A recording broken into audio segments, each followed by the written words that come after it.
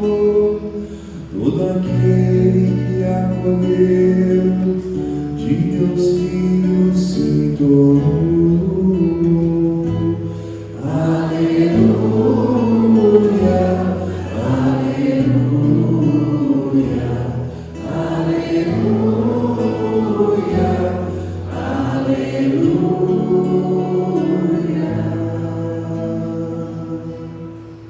O Senhor esteja convosco. Ele está no meio de nós. Proclamação do Evangelho de Jesus Cristo segundo São João. Glória a vós, Senhor. Naquele tempo, João viu Jesus aproximar-se dele e disse: Eis o Cordeiro de Deus que tira o pecado do mundo. Dele é que eu disse: depois de mim vem um homem que passou à minha frente, porque existia antes de mim. Também eu não o conhecia, mas se eu vim batizar com água, foi para que ele fosse manifestado a Israel. E João deu testemunho, dizendo: Eu vi o Espírito descer como uma pomba do céu e permanecer sobre ele. Também eu não o conhecia, mas aquele que me enviou a batizar com água me disse: Aquele sobre quem vires o Espírito descer e permanecer, este é quem batiza com o Espírito Santo. Eu vi e dou testemunho: este é o Filho de Deus. Palavra da salvação. Glória a vós, Senhor.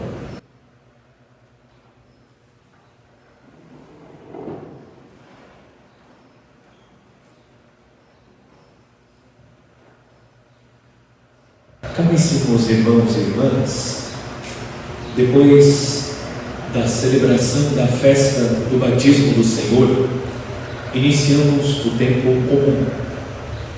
Hoje celebramos o segundo domingo do tempo comum. Nós acompanhamos nos últimos dias a revelação de Jesus como o Salvador. Ainda no tempo do Natal, Jesus é revelado como o Salvador do povo de Israel. Na visita dos pastores que foram avisados pelo anjo, eles representam o povo de Israel que reconhece Jesus como o Salvador que o povo de Israel esperava. Na sequência, nós celebramos, dentro do tempo do Natal, a solenidade da Epifania. Na Epifania, Jesus é manifestado aos magos como o Salvador de todos os povos. Guiados pela estrela de Belém, foram à cidade de Belém e encontraram um menino. E eles reconheceram que Jesus é o Salvador de todos os povos. E nós seguimos com a festa do batismo do Senhor. Na cena do batismo, Jesus é revelado pelo Pai e pelo Espírito como o ungido de Deus que veio para salvar os pecadores. Nós compreendemos e reconhecemos que Jesus é o Salvador de todos os homens. Ele veio para salvar os pecadores. Nós encontramos neste domingo, na liturgia da palavra, o Evangelho de São João. Embora durante este ano, o ano A, nós vamos meditar sobretudo a vida de nosso Senhor a partir do Evangelho de São Mateus, neste segundo domingo a Igreja apresenta o Evangelho de São João. O Evangelho que nós ouvimos neste domingo é um texto paralelo aos textos dos três evangelistas, Mateus, Marcos e Lucas, o texto de cada um dos evangelistas que narra o batismo do Senhor. São João, no seu evangelho, não descreve o batismo como os outros três evangelistas. São João descreve o batismo de Jesus, narrando João Batista, apontando para Jesus e dizendo: eis o Cordeiro de Deus que tira o pecado do mundo. O que São João está revelando no texto do Evangelho de hoje? João está revelando a natureza humana e a natureza divina de Cristo Jesus. É interessante porque no Evangelho, João diz que depois de mim vem um homem que passou à minha frente, porque existia antes de mim. Nós sabemos pela leitura do Evangelho de São Lucas que João Batista é mais velho que Jesus. Existe uma diferença de 6 meses.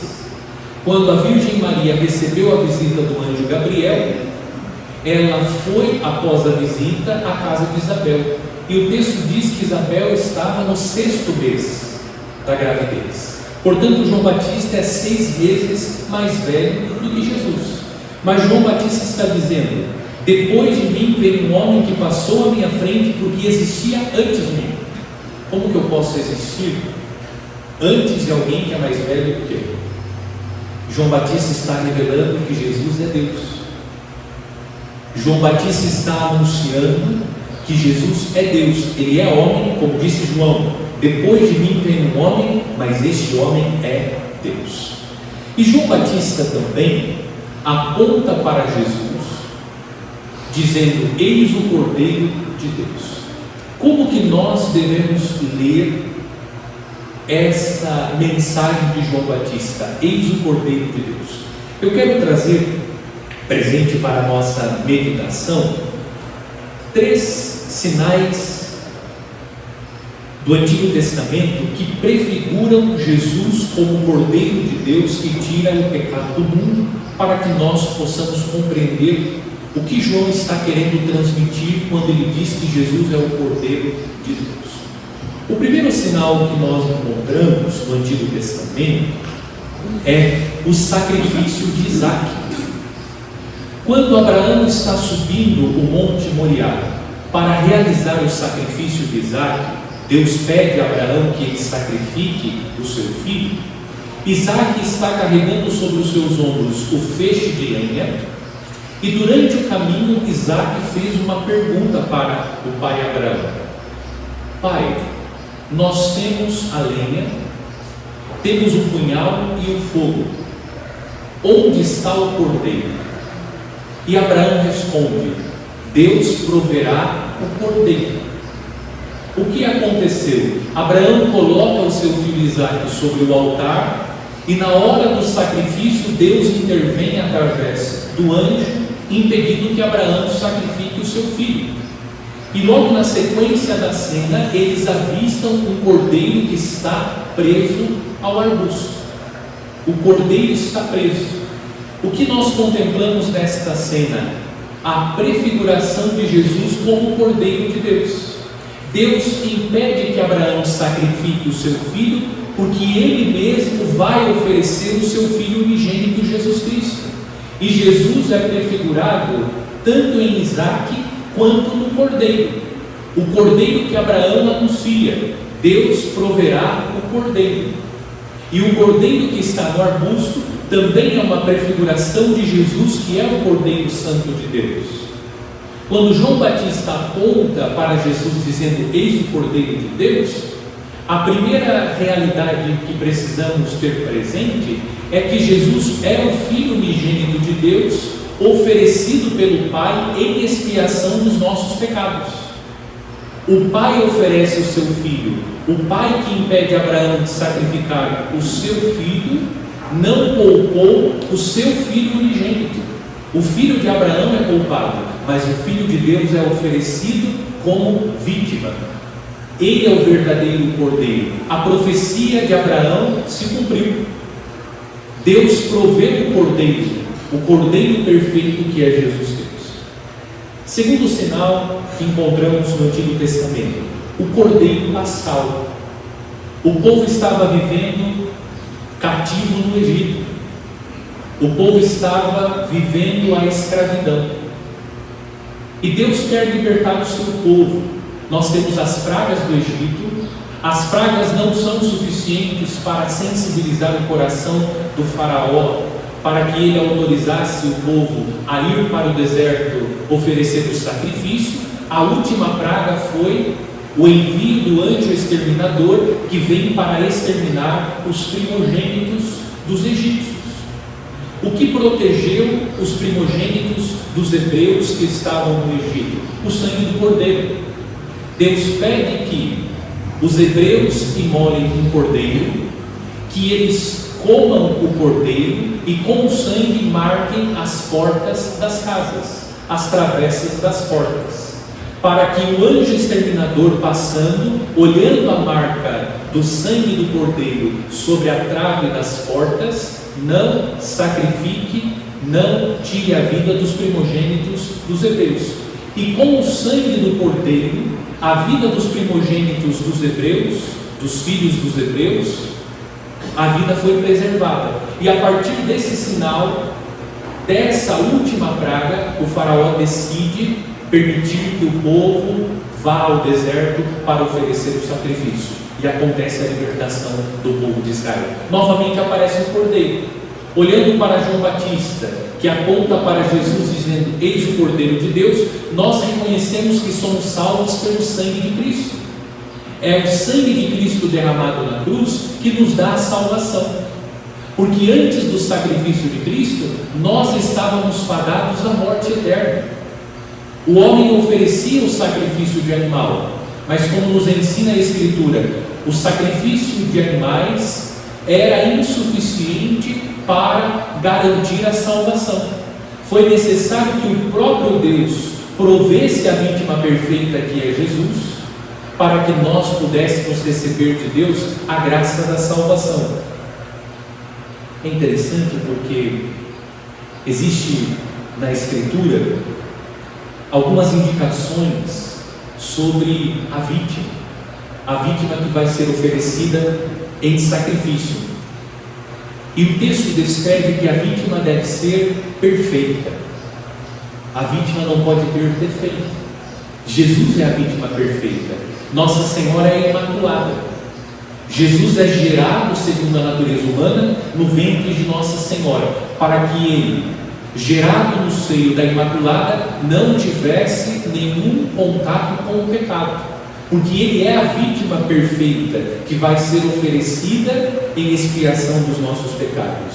Outra característica interessante do sacrifício: o texto da Escritura diz que os sacerdotes faziam a imposição das mãos sobre a vítima, transferindo para a vítima os pecados, para que, oferecendo à vítima, os pecados do povo fossem expiados. Jesus toma para si os nossos pecados. E aqui aparece o terceiro sinal do Antigo Testamento, que está no capítulo 53 do livro do profeta Isaías, o quarto cântico do servo sofredor. É aquele texto que nós ouvimos na Sexta-feira Santa, na celebração da Paixão. É o servo sofredor que sofre em razão das iniquidades do povo, e ele assume para si as iniquidades do povo, e esse servo caminha como a ovelha, como o cordeiro para o matadouro. Foi assim que Jesus viveu a sua missão. Com mansidão, Jesus, e é interessante porque o Evangelho de São João descreve Jesus se apresentando. Ele está no Horto das Oliveiras, os soldados se aproximam e Jesus se apresenta. O que São João Evangelista está dizendo? Que a morte de Jesus é uma morte voluntária. Jesus não é preso, ele se entrega. É diferente. Jesus, ele não é preso, ele se entrega para que, através do seu sacrifício voluntário, nós possamos ser salvos.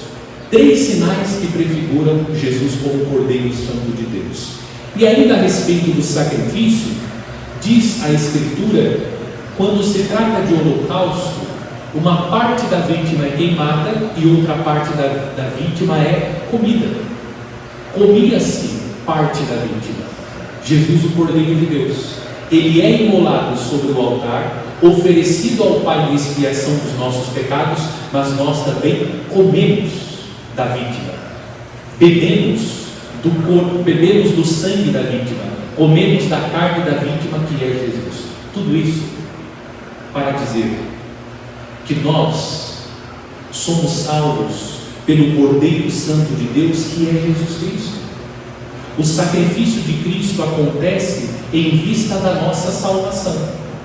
Mas qual é a mensagem que hoje eu gostaria de oferecer? Tudo isso nos leva à celebração da Santa Missa. A Santa Missa é a atualização do sacrifício redentor de Jesus. Aquele sacrifício que Cristo realizou, ele é o Cordeiro Santo de Deus. No Monte Calvário, esse sacrifício ele se prolonga pela história.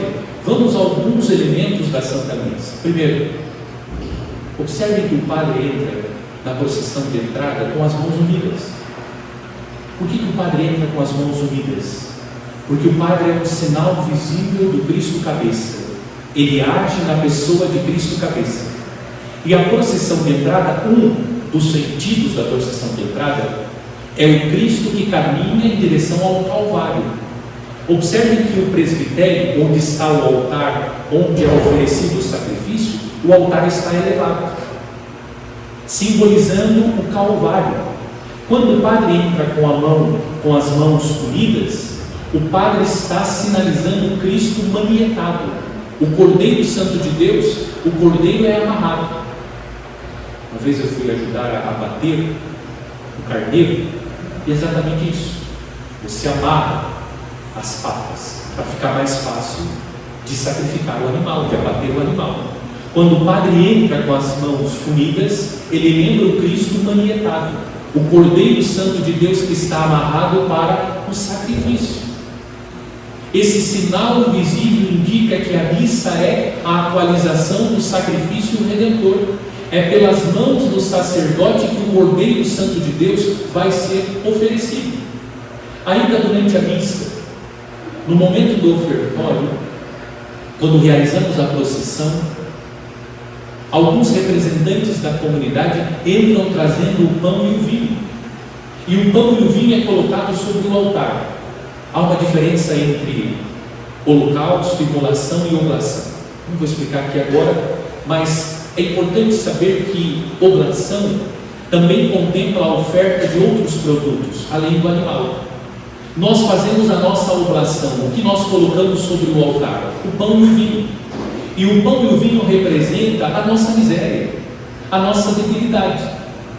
Nós não temos nada suficiente para oferecer a Deus, suficiente no sentido, aquilo que realmente pode prover a nossa salvação. O que nós colocamos sobre o altar, a nossa miséria, a nossa pequenez. Mas o que Deus vai fazer cumprindo a profecia de Abraão? Deus vai prover a vítima perfeita. Quando o padre impõe as mãos sobre o pão e o vinho e reza a oração consecratória, o que acontece? Por obra do Espírito Santo, o pão e o vinho se transformam no corpo e sangue de nosso Senhor. Nós estamos colocando no ofertório da missa a nossa pequenez, a nossa miséria, a nossa incapacidade de oferecer uma vítima capaz de expiar os nossos pecados, mas Deus, na sua bondade, vai prover a vítima perfeita, que depois é oferecida. Sabe qual é o grande ofertório da Santa Missa? O grande ofertório da Santa Missa é a doxologia final da oração eucarística. Quando o padre toma em suas mãos a patena e o cálice e eleva, eu digo para os meus alunos do seminário que a missa ela tem um movimento ascendente.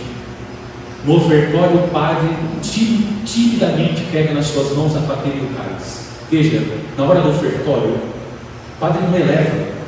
O padre timidamente levanta um pouco a patena e o cálice e faz a oração de bendição.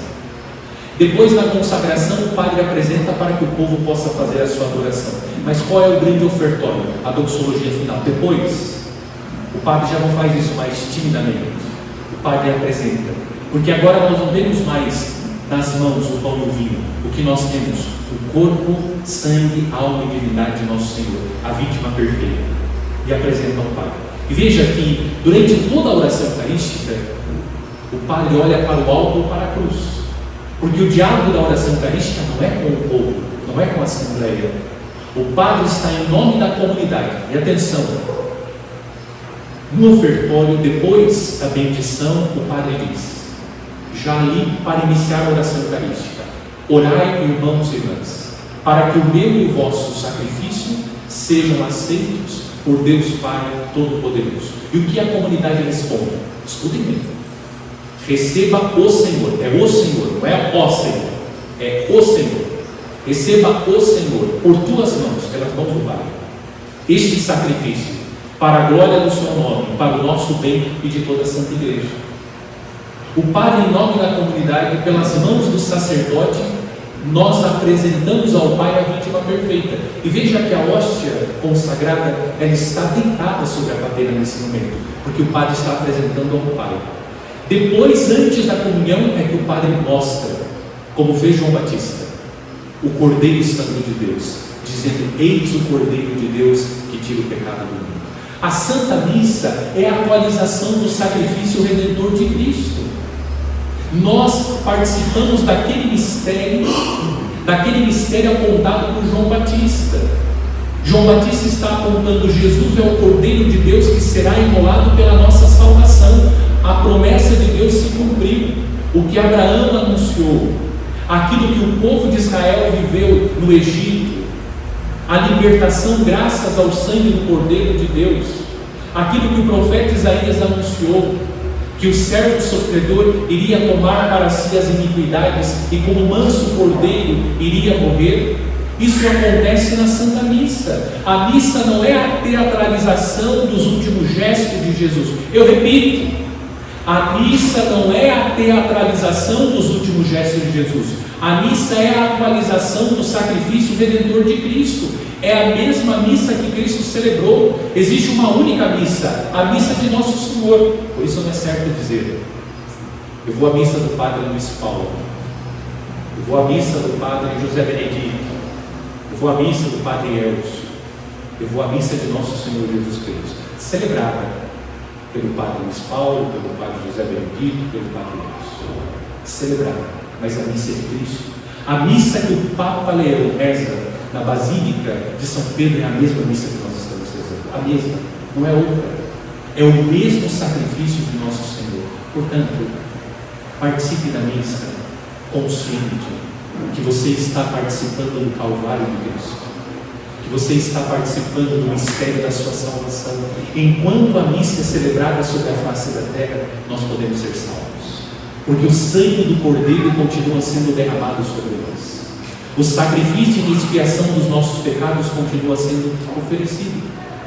Aproveite o ofertório da missa para colocar sobre o altar com o pão e o vinho as suas debilidades, as suas fraquezas. Há quem pense que o ofertório da Santa Missa é o recreio, momento de tomar água, momento de ir ao banheiro, momento de conversar com o coleguinha, momento de ver o WhatsApp, de ver o Instagram se teve mais alguma curtida. O ofertório da Santa Missa é uma parte importante, como todas as partes da missa. Enquanto nós cantamos e acompanhamos a procissão e os gestos que o Padre faz e a oração que ele reza silenciosamente, nós vamos colocando também a nossa vida, as nossas debilidades, para que o Espírito Santo, que vai transformar o pão no corpo, o vinho no sangue, também transforme a nossa vida e as nossas realidades. A nossa participação na missa precisa ser uma participação piedosa, uma participação de alguém que está ali disposto a adorar o Senhor em espírito e verdade, porque nós não estamos participando de um teatro, nós não estamos participando de uma encenação, nós estamos participando liturgicamente da atualização do sacrifício incruento de Cristo. Não há mais derramamento de sangue, mas esse mistério está acontecendo sobre o altar. Por isso, chegue na igreja, se recolha. Se você fica conversando antes da missa, isso dificulta.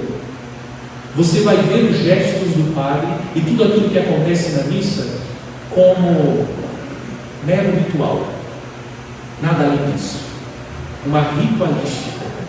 Você não vai conseguir captar o mistério que cada gesto está revelando. Você já tinha parado para pensar que o padre entrar na procissão com a mão unida nos remete ao Cristo manietado, ao Cordeiro Santo que é amarrado e oferecido? Veja quantos detalhes, e outros tantos que eu poderia passar aqui horas falando. Isso significa dizer que Jesus é o Cordeiro de Deus.